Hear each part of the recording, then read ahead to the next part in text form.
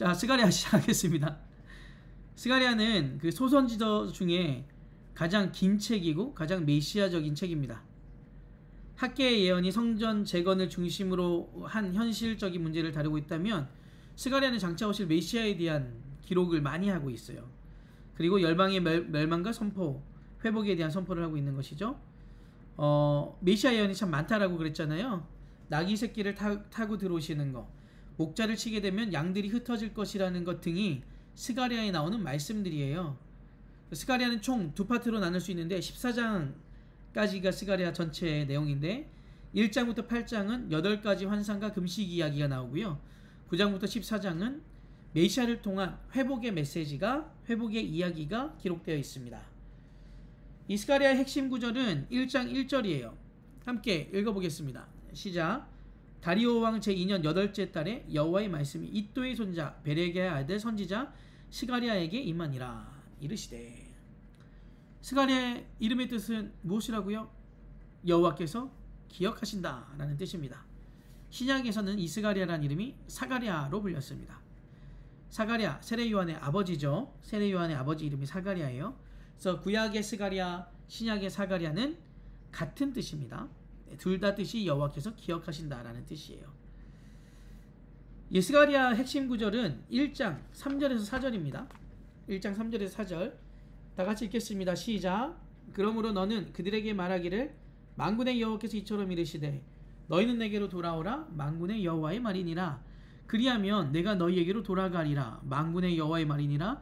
너희 조상들을 본받지 말라. 옛적 선지자들이 그들에게 외쳐 이르되 만군의 여호와께서 이같이 말씀하시기를 너희가 악한 길, 악한 행위를 떠나서 돌아오라 하셨다 하나 그들이 듣지 아니하고 내게 길을 기리지 아니하였느니라. 이 본문에서 두 가지가 중요한데요. 하나는 너희는 내게로 돌아오라 라는 것이고요. 다른 하나는 너희 조상들을 본받지 말라 라는 겁니다. 조상들이 무엇을 했나요? 하나님께 돌아오지 않았잖아요. 그래서 멸망했죠. 회개하지 않는 조상들을 본받지 말으라는 거예요.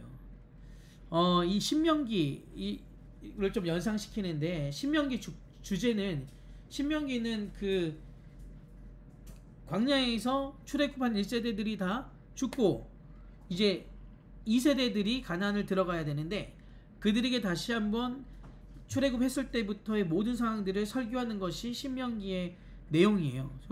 애굽 2세들에게 행했던 유언적 설교란 말이에요. 그때 주제가 뭐냐면 실패한 조상들을 본받지 말아라. 왜 애굽 1세대가 실패했나요? 가나안으로만 가야 되는데 다시 애굽으로 돌아가려고 그랬어요. 그러니까 우리들의 모습과 너무 비슷한 모습이 많아요. 처음에 그 애굽에서 구원해 줬을 때 그들이 너무너무 행복했단 말이에요. 하나님의 구원에 대해서 너무너무 행복해 했어요. 그리고 이 구원 되자마자 정말 본인들이 생각하는 너무너무나 행복한 삶이 기다릴 줄 알았는데 걷고 홍해가 나타나고 그것을 갈라 주었지만 물이 마실 물이 없고 물이 쓰고 그러니 어떻게 해요? 애굽에 살 때가 좋았어. 그렇게 얘기한단 말이에요. 그래서 그 세대를 본받지 말으라는 거예요. 저희들도 처음에 하나님을 만나고 난 이후에 너무너무 행복하잖아요. 너무너무 행복해요. 저 고등학교 1학년 때 제가 처음으로 하나님을 만났거든요.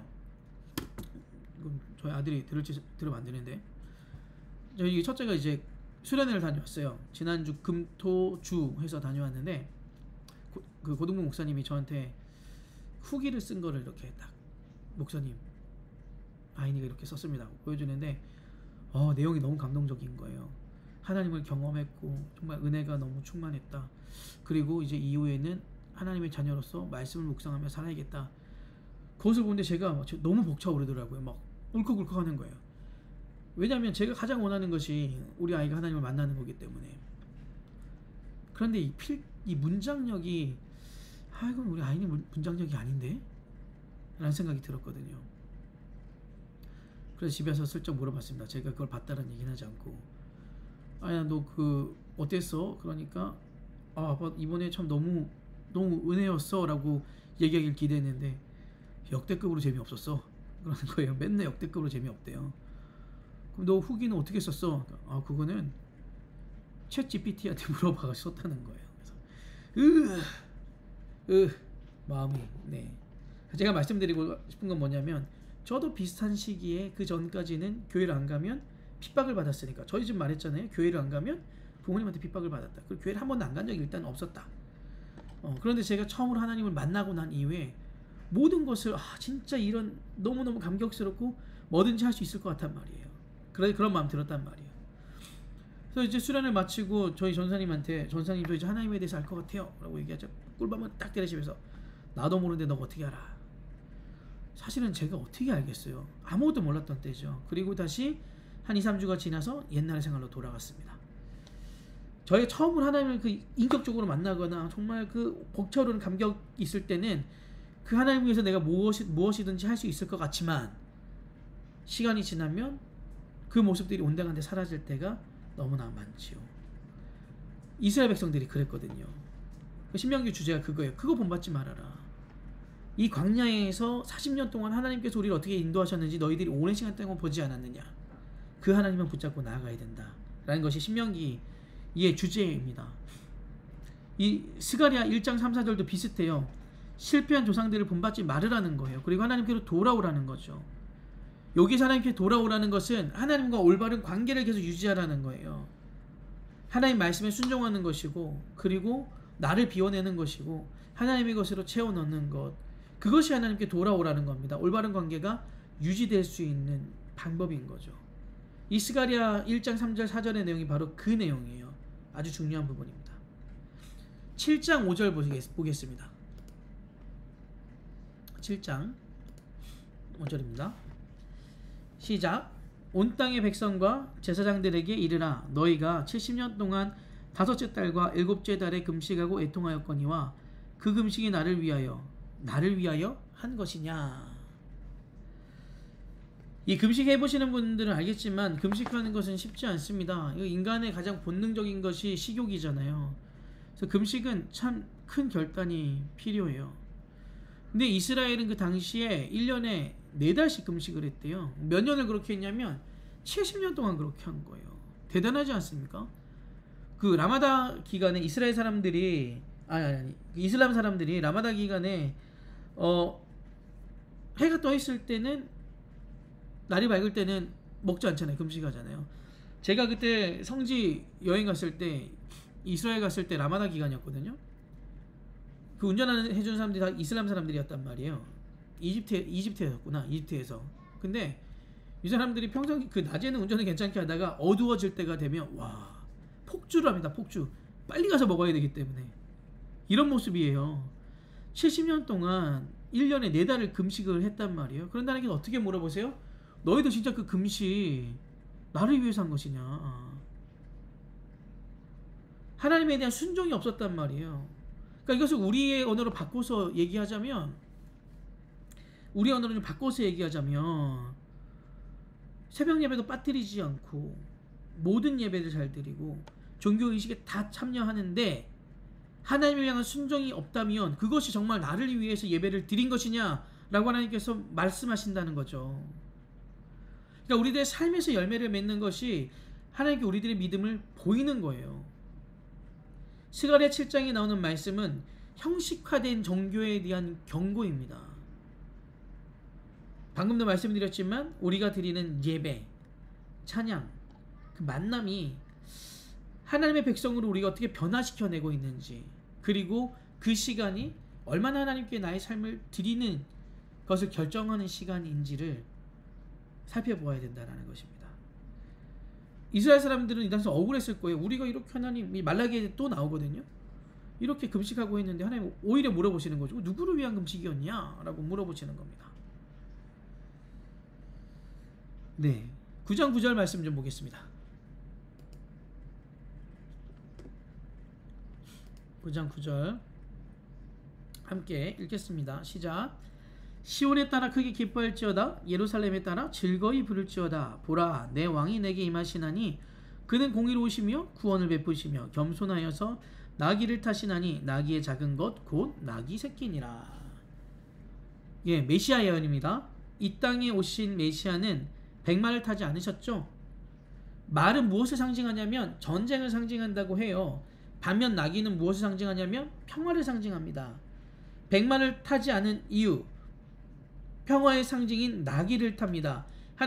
예수님께서 하나님과 화목제물이 되시면서 하나님과 우리의 화평의 도구가 되셨잖아요. 그리고 낙이 새끼를 타는데 화려하고 위험이 넘치는 것을 타지 않아요. 자신을 한없이 낮추시는 분이 하나님이십니다. 이 독일 신학자 칼 하임은 이렇게 말했어요. 하나님 나라에는 쿠데타가 없다. 왜 하나님의 나라에 쿠데타가 없을까요? 하나님의 나라에서는 위에 있는 사람들이 섬기는 자이기 때문입니다. 위에 있는 사람들이 섬기기 때문에 자기를 더 낮춰야 되기 때문에 쿠데타가 일어날 수가 없죠. 날 이유가 없는 거예요. 사실 하나님께서 원하셨던 이스라엘은 바로 이 제사장 나라였잖아요. 제사장들이 먼저 본을 보임으로써, 그리고 백성들이 그 제사장들의 삶을 보면서 삶을 통하여 존경하는 것. 그런데 그 제사장들이 어떻게 했나요? 그 자리가 권력의 자리가 되어버렸어요. 권력을 획득하는 자리가 되어버렸다고요. 오히려 그래서 무엇을 또 요구해요? 왕을 요구하잖아요. 하나님께서는 제사장을 통하여 하나님의 말씀을 전하려 하셨고, 제사장들은 본을 보임으로써 먼저 모든 기득권을 내려놓고 섬김으로써 그들의 삶을 보며 그 백성들이 하나님을 더욱더 깊이 알기를 원했단 말이죠. 그런데 그렇게 하지 않았습니다. 그래서 온전한 하나님의 나라는 오히려 권력 있는 사람들이, 그리고 위에 있는 사람들이 더 섬기고 내려놓는 사람들입니다. 이렇게 되면 반란이나 쿠데타가 일어날 이유가 없겠죠. 이것을 저희들은 무엇이라 얘기하냐면 거룩한 위계질서 사회라고 말합니다. 지도자 그룹들이 하나님의 백성답게 살아가는 것이 무엇인지 보여주는 거예요. 진실하게 살아간다는 것이 무엇인지 보여주는 것이고요. 사랑하며 살아가는 것이 무엇인지 몸소 보여주는 것. 그래서 그 삶으로 그 거룩한 공동체를 세워나가는 것입니다. 하나님의 나라는 바로 이런 나라입니다. 주님의 말씀 앞에서 늘 하나님의 나라가 어떤 것인지 찾아가고 세워나가는, 우리들의 삶으로서 세워나가는 그 은혜가 있길 바랍니다. 말라기입니다. 네. 지금 영상을 보시는 분들은 아주 금방 진행이 되고 있다 생각하겠지만, 네, 그렇지 않아요.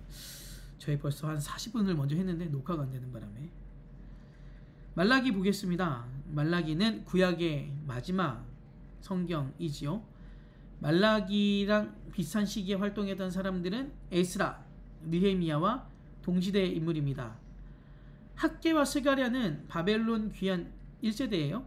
그리고 에스라, 느헤미야는 그 이후 인물이고요. 에스라가 가나안 땅으로 돌아왔을 때가 주전 458년이고요. 느헤미야는 주전 445년에 돌아왔습니다. 그러니까 에스라가 먼저 왔죠. 에스라가 2차 때 왔으니까. 느헤미야 동시대 또는 몇십 년 후에 사역했던 예언자가 바로 말라기입니다. 말라기가 사역했던 때가 주전 450년에서 400년 사이라고 합니다. 말라기를 보면 3장에 11조 이야기가 나와요. 그래서 저희들이 11조에 대한 교육을 하거나 얘기를 할 때 말라기 3장을 자주 인용하죠. 당시 이스라엘 백성들에게 그 11조, 당시 이스라엘 백성들이 마땅히 11조를 내야 함에도 불구하고 11조를 잘 내지 않았다라고 합니다. 이 당시 배경이에요.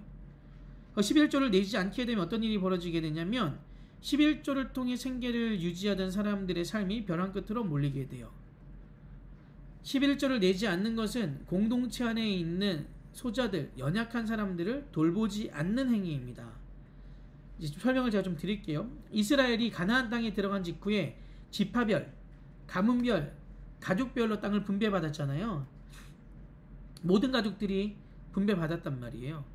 다 균등하게 분배를 받았어요. 그런데 언제 이것이 무너지냐면, 완전히 무너지냐면 솔로몬 때 건축 공사를 너무 많이 했어요. 강제 노역에 시달리면서 그때부터 그 노역이 시달리면서 땅을 가꾸지 못하는 사람들이 생기게 된 거고, 그래서 그 땅을 팔 수밖에 없는 상황이 된 거고, 땅을 팔고 또 빌리다 보니 그것을 갚지 못해서 종이 되는 일들이 발생했단 말이에요.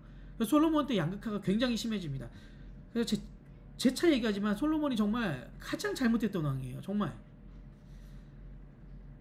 이 11조는 스스로 생계를 꾸려갈 수 없는 사람들을 도왔던 구제에 사용되었던 말이에요. 그리고 가나안 땅에 이스라엘 정착했을 때 농사 지을 땅을 분배받지 못한 지파가 있었죠. 레위 지파입니다. 왜냐하면 레위 지파는 성전의 일을 감당했어야 되기 때문에. 그리고 스스로의 힘으로 살아갈 수 없는 사람들의 대표가 누구냐면 고아와 과부입니다.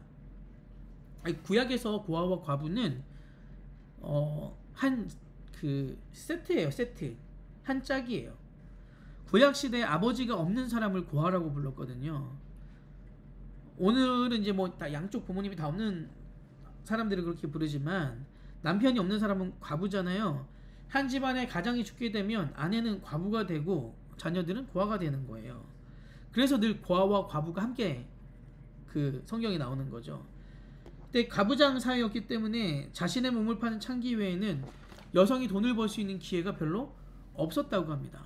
그러니까 가장이 죽게 되면 가장 큰 피해를 보는 게 과부와 그 자녀인 고아가 되는 것이죠. 그러니까 이런 사람들을 돌보기 위해서 11조가 다 사용되었던 겁니다. 그러니까 지금으로 얘기하면 사회복지를 위한 구제기금이에요. 구제세라고 할 수 있어요. 그 11조의 조자가 무슨 뜻인, 어떤 조자 쓰는지 아십니까? 11조의 조자는 세금 조자로 씁니다. 한자로 세금 조자를 써요. 그래서 이걸 잘 구별해야 됩니다. 구약 시대 11조도 세금과 같은 개념이었고 그 당시 그 유대 사회, 왜냐하면 그 유대 사회 전체가 그 종교 사회였잖아요. 성전세도 세금이에요. 그래서 오늘날의 헌금이라고 할 수 있는 것은 실제로는 레위기에 나오는 그 제사 5대 제사입니다. 그때 드리는 제물들, 그것이 헌금이라 할 수 있고 11조는 마땅히 드려야 될, 하나님께 드려야 될 세금과 같은 거였습니다. 그때는 이스라엘 정치와 종교가 일원화된 사회였기 때문인 거죠. 종교 공동체였단 말이에요. 그래서 이스라엘이 냈던 가장 중요한 것이 그 11조, 그것이 구제사역에 사용되었고 레위인들에게 사용된 겁니다. 이제 페르시아가 이스라엘을 지배하면서 이스라엘 백성들이 엄청나게 많은 세금을 부과했어요. 대표적인 게 토지세, 소득세, 통행세, 인두세 같은 세금을 엄청 많이 부과했단 말이에요. 그 사람들이 이것을 다 내고 나면 11조를 낼 수가 없는 거죠. 구약시대 11조는 1년에 한 번 냈다 그러거든요. 왜냐하면 농경사회였잖아요. 지금처럼 다달이 뭐 월급을 받는 개념이 아니었기 때문에. 한 해 농사를 짓고 나면 그 해 수확물의 10분의 1을 드렸단 말이에요. 1년에 예를 들어 100만 원을 벌었던 따고 가정을 해보면 10만 원을 그 11조로 내는 겁니다. 근데 페르시아 식민 지배를 받게 되는 순간 토지세, 소득세, 통행세, 인륜세 같은 것을 다 내는데 이것이 총소득이 15% 이상이 된다는 거예요. 그러니까 너무 많은 세금을 부과했다라는 거죠. 그럼 나머지 그 금액으로 1년을 살아가기가 너무나 힘들었단 말이에요. 그래서 이제 이스라엘 사람들이 그 당시 제국에 내야 되는 세금은 내고 11조를 잘 온전히 내지 않았다라고요. 그래서 말라기에서 이렇게 얘기하고 있는 겁니다. 하나님의 것을 도둑질하지 말으라 라고 얘기하는 거죠. 그러니까 이렇게 이해를 하셔야지, 이 배경을 아셔야지 말라기 11조에 대해서 온전히 저희들이 알 수 있는 겁니다. 구약의 이 11조가 어떤 것이었다고요? 그 11조를 통하여 땅을 분배받지 못했던 레위족들, 뭐 지금으로 따지면 어떤 목회자 그룹이겠죠. 물론 목회자와 예전의 제사장은 다릅니다. 절대 달라요. 같이 않아요. 그리고 사회의 가장 연약계층에 있었던 사람들에게 돕기 위해서 11조가 가장 많이 사용되었다라는 겁니다. 그 부분을 저희들 좀 잘 기억하셨으면 좋겠어요.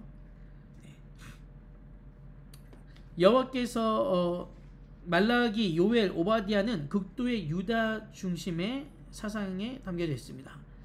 여호와께서 이르시되 내가 너희를 사랑하였노라 하나 너희는 이르기를 주께서 어떻게 우리를 사랑하셨나이까 하는도다.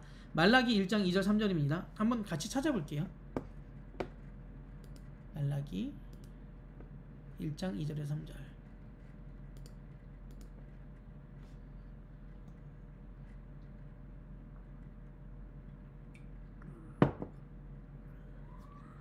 시작. 여호와께서 이르시되 내가 너희를 사랑하였노라 하나 너희는 이르기를 주께서 어떻게 우리를 사랑하셨나이까 하는도다. 나 여호와가 말하노라 에서는 야곱의 형이 아니냐. 그러나 내가 야곱을 사랑하였고 에서는 미워하였으며 그의 산들을 황폐하게 하였고 그의 산업을 광야의 이리들에게 넘겼느니라. 이 본문의 좀 번역이 좀 아쉽긴 한데요. 하나님께서 야곱을 사랑했고 에서는 미워했다라고 써 있는데 에서를 미워한 것이 아니죠. 그러니까 어쩌면 하나님께서 야곱을 더 사랑했다라고 번역하는 것이 맞았을 것이라고 생각합니다. 하나님 누구 미워하시는 분이 아니시잖아요. 그래 에서를 포기하지 않으셨어요. 창세기 어디에도 에서를 포기하셨거나 버렸다라는 말이 나오지 않습니다. 근데 에서의 입장에서는 좀 기분 나쁠 수 있겠죠. 왜 야곱을 더 사랑하고 에서를 덜 사랑했느냐. 저는 여기에서 좀 비유할 수 있는 것이 달란트 비유인 것 같아요. 하나님께서 각 사람들을 다 다르게 만드셨죠. 다르게 만드셨습니다. 예전에 누가 저한테 그런 질문을 한 적이 있어요.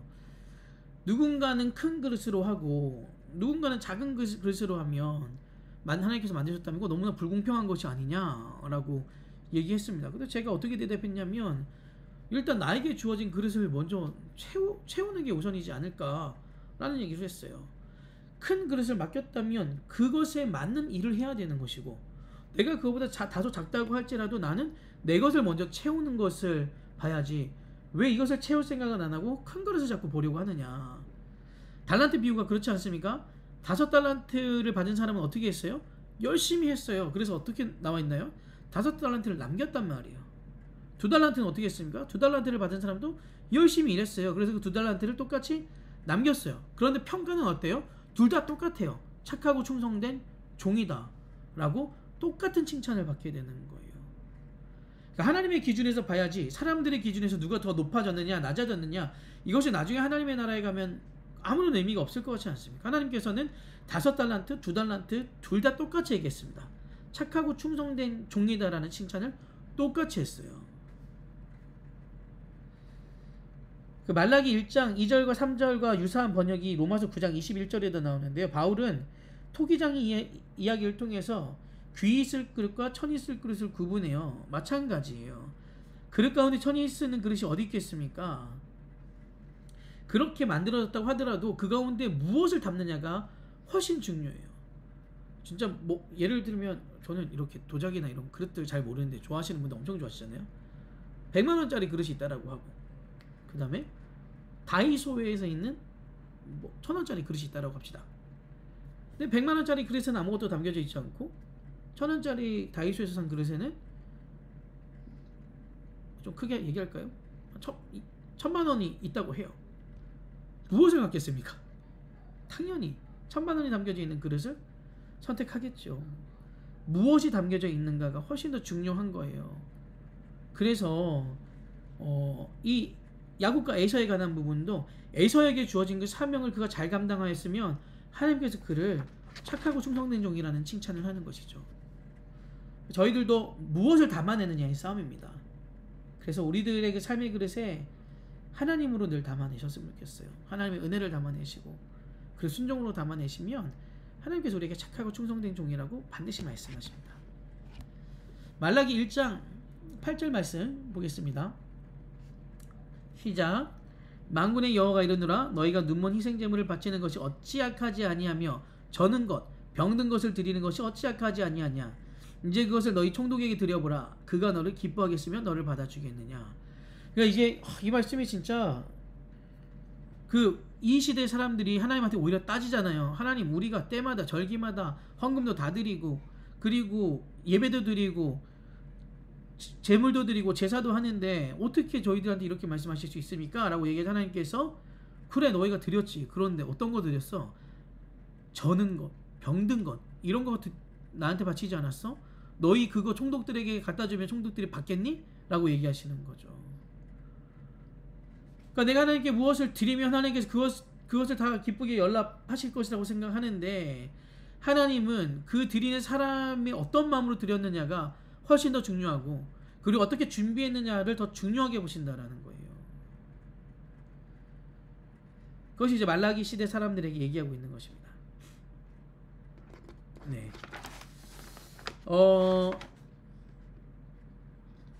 네, 2장 8절은 좀 넘어가도록 하겠습니다. 마지막 3장 10절 말씀 보겠습니다. 3장 10절입니다. 함께 읽겠습니다. 시작. 만군의 여호와가 이르노라 너희의 온전한 11조를 창고에 들여 나의 집에 양식이 있게 하고 그것으로 나를 시험하여 내가 하늘 문을 열고 너희에게 복을 쌓을 곳이 없도록 붙지 아니하나 보라.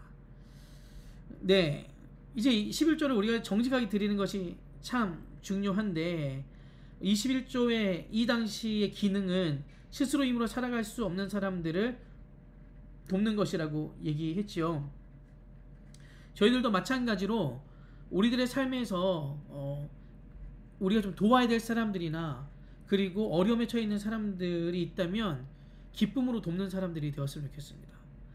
오늘 말씀을 근거로 보면 그것이 하늘 문을 열고 우리에게 복을 계속해서 쌓는 비결이라고 얘기하고 있어요. 연약한 사람들, 도움이 필요한 사람들을 도와주는 것. 야고보서에서는 그 경건이 그거잖아요. 고아와 과부를 돌보는 것. 그리고 세상에서 우리를 구별하여 살아가는 것. 그것이 참된 경건이라고 얘기하였습니다. 저희들에게 나눌 수 있는 그 영향력이 있다면 너무나 감사한 거잖아요. 나눌 수 있기 때문에. 그래서 아픔이 있는 사람들을 돌보는 사람들, 그 사람들을 하나님께서는 귀하게 여긴다라고 하였습니다. 이 말라기 3장 10절을 단순히 그 11조를 정말 정직하게 하나님께 다 드리는 것 중요합니다. 근데 그것에 국한시키지 않으셨으면 좋겠어요. 그 당시 11조는 연약한 사람들을 돕는 것에 사용이 되었습니다. 즉 마찬가지로 우리가 하나님께 정말 복을 받는 비결을 물으신다면 이겁니다. 필요한 사람들을 도와주고 연약한 사람들을 돌보는 것이고 그들을 하나님께서 귀하다라고 얘기하는 것입니다. 그리고 그래서 우리들의 신앙생활이 하나님을 사랑하고 동시에 그 이웃을 사랑하는 하나님께서 가장 기뻐지는 신앙생활로 살아가는 저희들이 되었으면 좋겠습니다. 네, 이렇게 말라기까지 마치도록 하겠습니다. 오늘 저의 실수로 녹화가 안 돼요. 하박국 스바냐 학계는 조만간 제가 다시 시간을 내어 녹화한 다음에 유튜브로 올리도록 하고요. 오늘은 스가랴 말라기 부분을 또 올리도록 할게요. 이렇게 저희들 지금 한 7개월, 8개월 동안 중간에 쉬는 시간들도 꽤 있었지만 띄엄띄엄 있었지만 구약을 마무리하였습니다. 저는 개인적으로 너무 참 감격스럽고 너무 벅차고 너무 감사합니다. 그래서 이 시간들을 귀하게 여겨주시고 이렇게 줌으로 참여해주시고 유튜브로 함께 그 성경 공부를 해주셔서 너무 행복하고 참 감사해요. 이 시간이 저희들 신앙생활에 큰 도움이 되었으면 좋겠고 그리고 하나님의 사람들로서 더욱더 성장하는 그런 은혜의 시간들이 되었으면 좋겠습니다. 저희 한동안 좀 방학으로 들어가고요. 지금 개강은 9월 15일 제가 9월 8일이 두 번째 휴가거든요. 그래서 마치고 9월 15일 날 개강하여서 이제 신약을 들어가도록 할게요. 지금 신약은 어떻게 하려고 하냐면 사도행전이 엄청 길어요. 그래서 일단은 그 사도행전을 빼고 계시록까지 간 다음에 그러면 올해가 마무리될 것 같아요. 그리고 내년 초에 다시 사도행전과 좀 제가 생각하는 교리 몇 주 정도 나누고 싶은 부분이 있거든요. 그렇게 해서 저희 육교구 성경 공부는 좀 마무리하는 걸로 생각을 하고 있습니다. 아무튼 방학을 9월 14일까지 하고 9월 15일까지 하고 9월 16일 날 신약 개강하는 것으로 기억해 주시면 좋을 것 같습니다. 다들 너무 고생하셨고 감사합니다. 혹시 또 저희 방학 기간 동안 못 들은 강의 있다면 유튜브 통해서 한번 들으시면 또 좋을 것 같고요. 우리들의 신앙이 하나님께 더욱더 한 걸음씩 나아가는 하나님의 나라를 세워가는 그런 육교구 분들로 세워지길 소망합니다. 제가 기도하고 마치겠습니다. 하나님 감사합니다. 오늘 너무나 귀한 하나님의 은혜로 저희가 구약의 계론부터 말라기까지 오랜 기간 동안 한 7개월, 8개월 되는 기간 동안 이렇게 달려왔습니다. 하나님 이 시간이 정말 하나님을 아는 지식들이 쌓여가는 시간들로 세워지게 하여 주시고 무엇보다 우리들의 삶의 모든 여정이 하나님의 나라를 살아가는 성숙한 그리스도인으로서 세워질 수 있도록 주님 도와주시옵소서. 저희와 함께 하실 주님을 의지하며 우리 주 예수 그리스도 이름으로 기도합니다. 아멘. 아멘. 감사합니다. 감사합니다. 고맙습니다. 감사합니다. 감사합니다.